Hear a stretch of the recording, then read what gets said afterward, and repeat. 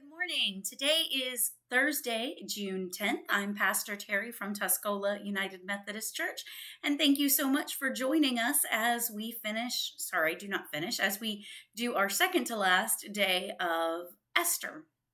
So again, if you haven't done the previous studies for this, please go back and do it. Also, if you haven't read chapter 7 and 8 yet, pause this for just a minute, briefly glance through those chapters so you know where the story goes. All right, so going to move through again the outline of the story, and then we will talk a little bit about how it pertains to us. So we now go to the kings and queens banquet, and it's just them. I want you to notice one thing that I've always found funny. Chapter 7, verse 1. So the king and Haman went to Queen Esther's banquet, and as they were drinking wine on the second day, I love banquets in this time. I don't know how long they traditionally last, but I love that that's just like, oh, and by the way, as they were drinking wine on the second day, my banquets last about 3 hours and then I'm ready for company to get out. That's just me. So at this point, the king says, "What is your petition? What is it that you're asking?" And she answers that my people somebody has decided to destroy us, to kill us, to annihilate us. Not even to sell us into slavery, which I would have kept quiet about. And King Xerxes wants to know who dared to put the people of his queen to death. And of course, she says Haman. So the king is so angry, and I've been this angry before, and you might have too, that he literally has to walk out of the room. He cannot be there because he's so mad that I don't know what he thinks he's going to say, since we know what he eventually does, but apparently he needs a minute. And he comes back in, misreads a circumstance, but that doesn't matter. What really matters is that he decides to have Haman killed on the same pole. He has him impaled on the same pole that that Haman had prepared for Mordecai. So now Haman's dead. It seems like that would be the end of it. But one of the things that has happened is that King Xerxes can't go back and take away the decree he made earlier.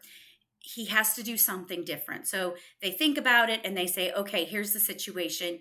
It's still got to happen because the king said it had to happen, but the Jewish people are allowed to defend themselves. And they are pretty happy with that, considering before they were looking at being killed like lambs at the slaughter.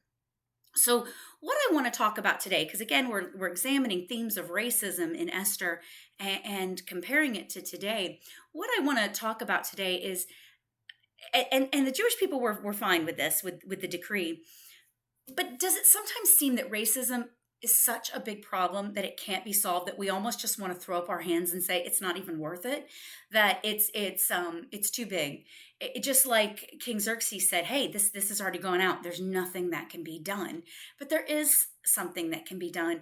And it doesn't mean that change is going to happen immediately. It doesn't mean it's going to happen in our lifetime. But for many of you who saw these protests throughout history, I believe that each time we see this round of protest, it's a little more inclusive. More people are joining. People of different ethnicities are joining. It's seeming to strike a chord with more people. So I see what's happening now is building on issues that have been resolved in the past. And I see that future protests will probably build on these issues today. But I think the main thing is the realization that we can't just say it's too big of a problem. We have a God who specializes in big problems, and we have a God who hates, detests when certain human beings are kept down. Our God is the champion of those who are oppressed. And therefore, if our God is the champion of those who are oppressed, and we in any way stand in his way and continue to oppress, then that makes us God's enemy. And that is a place I am not comfortable being at all. So I ask today for you to consider why we're not acting. And I include myself in this, as always. What more can I do to stand up for God?